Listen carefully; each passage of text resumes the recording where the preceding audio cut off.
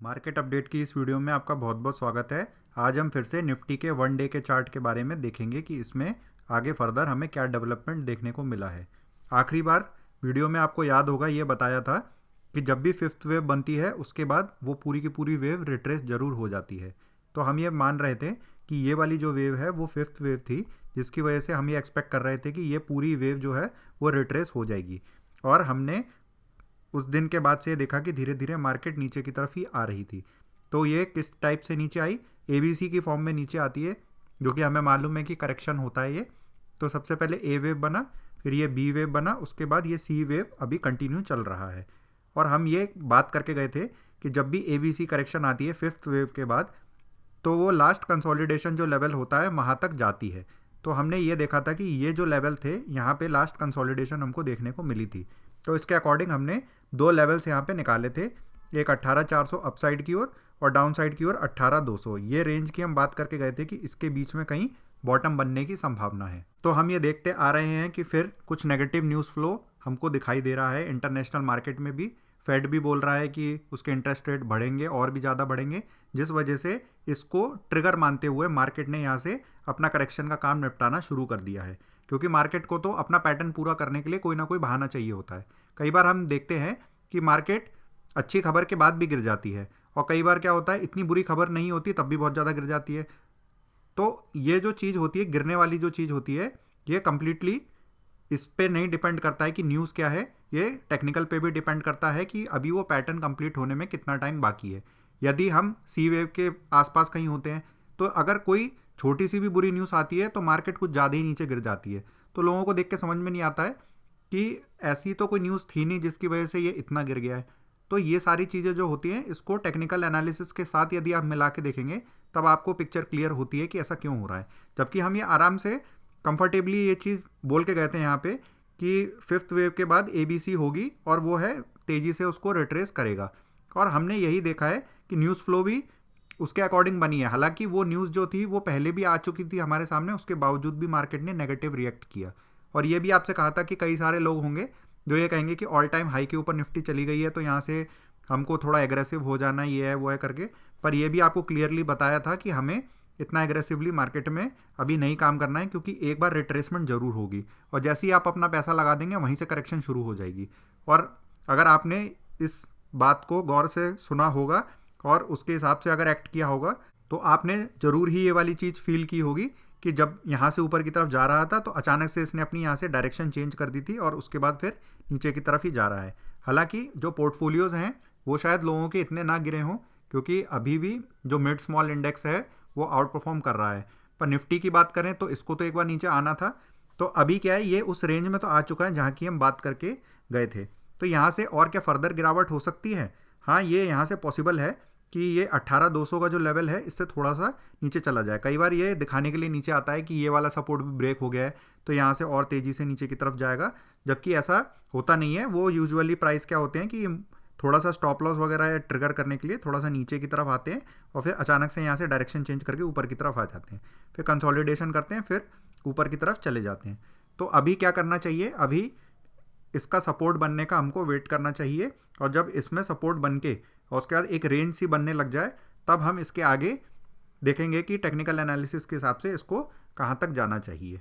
तो अभी के लिए रेंज वाली सिचुएशन है और इसके बाद ही अब इन्वेस्टमेंट का मौका आने वाला है, क्योंकि हम ये बात करके गए थे कि जब ये वाली करेक्शन खत्म हो जाएगी और इसके बाद यदि हमें अप ट्रेंड चलता हुआ दिखाई देता है, अगर मैं इस दोनों को मिलाते हुए एक ऐसी ट्रेंड लाइन से खींच देता हूँ, अब ये कभी भी प्राइस इसके ऊपर जाएगा तो इस पॉइंट से हम यहाँ पे इन्वेस्टमेंट करना शुरू कर देंगे एग्रेसिवली, क्योंकि यहाँ से फिर वो जो 22,000 वाले लेवल्स थे वो यहाँ से एक्सपेक्टेड थे। ये आपके सामने निफ्टी मिड स्मॉल 400 इंडेक्स लगा दिया है। लास्ट बार हम ये वाली ट्रेंड लाइन खींच के गए थे और ये कहा था कि अभी के लिए फ़िलहाल यही हमारे लिए अच्छा सपोर्ट है। तो यहाँ से प्राइस ऊपर की तरफ जब गया था तो हम ये अब यहाँ से एक्सपेक्ट कर रहे हैं कि वर्स्ट केस में यहाँ से इस वाले ट्रेंड लाइन को टच करने के बाद फिर प्राइस ऊपर की तरफ जा सकता है। तो अभी इसमें कोई भी घबराने वाली बात मेरे को नहीं दिखाई दे रही है। तो अभी पोर्टफोलियो भी बहुत ज़्यादा अंडर परफॉर्म नहीं करेगा। अगर ये यहाँ से इस ट्रेंड लाइन तक एक बार प्राइस आना चाहता है ये वाला, तो पोर्टफोलियो थोड़ा सा ड्रैग डाउन हो सकता है, क्योंकि यहाँ से थोड़ा सा स्पेस बाकी है।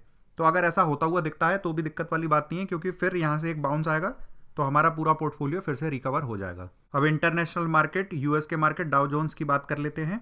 इसमें तो वही व्यू चल रहा है, तब से यही बात करके गए थे कि यहाँ से अगर ये नीचे गिरना शुरू होगा तो ये जो 200 डेज का SMA है, ये वाली लाइन है, यहाँ तक तो प्राइस नीचे की तरफ आ जाएगा और ये धीरे धीरे वहीं की तरफ आ रहा है। आज हमने एक लंबी कैंडल यहाँ पे देखी है, रेड कैंडल, तो इसके बाद यही अनुमान है कि फिर से यहाँ पे एक रेड कैंडल बन जाएगी और ये तेज़ी से इस वाले 200 डेज़ का जो SMA है वहाँ तक आने की कोशिश करेगा।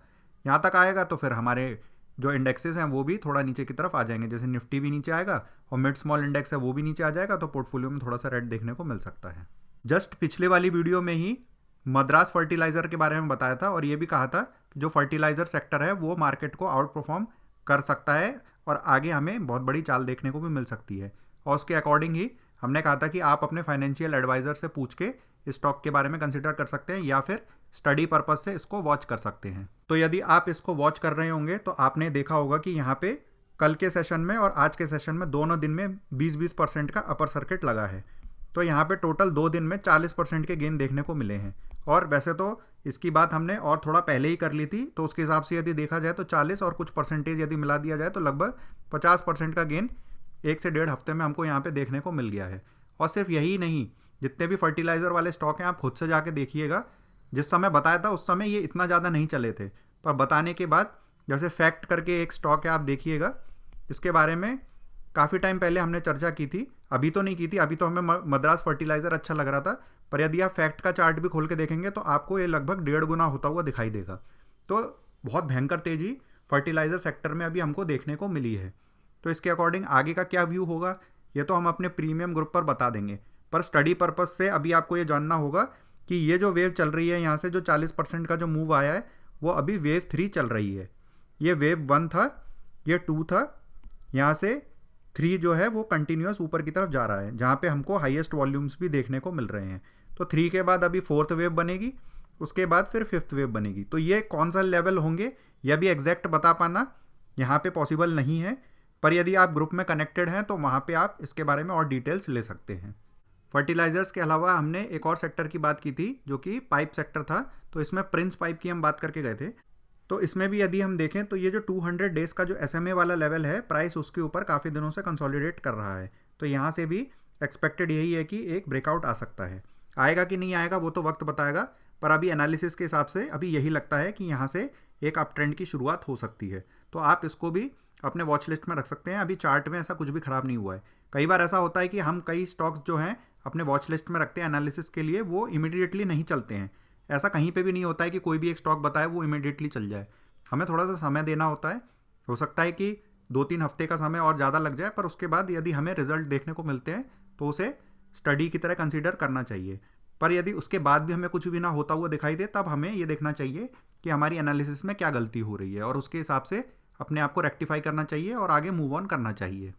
तो अभी अपकमिंग डेज़ के अंदर कुछ ऐसे सेक्टर्स हैं जो काफ़ी अच्छा परफॉर्म करने वाले हैं, उसकी जानकारी हम अपने प्रीमियम ग्रुप पर अभी इस वीकेंड पर दे देंगे। तो यदि आप हमारे प्रीमियम टेलीग्राम ग्रुप को ज्वाइन करना चाहते हैं और उसके अंदर एजुकेशनल पर्पस से जो हम पोस्ट करते हैं, स्टडी वगैरह जो हम डालते हैं स्टॉक से रिलेटेड, यदि आप उनको देखना चाहते हैं तो आप सब्सक्रिप्शन ले सकते हैं। वो कैसे लेना है उसके लिए आप हेल्पलाइन नंबर पर कॉल कर सकते हैं, जो नंबर डिस्क्रिप्शन बॉक्स में दिया हुआ है। यदि आपको ये वाली वीडियो पसंद आती है तो इस वीडियो को लाइक कर दीजिए और हमारे चैनल को सब्सक्राइब कर दीजिए। और अगर आपने अभी तक हमारा फ्री टेलीग्राम चैनल ज्वाइन नहीं किया है तो उसको ज्वाइन कर सकते हैं, उसका लिंक डिस्क्रिप्शन बॉक्स में दिया हुआ है। Thank you.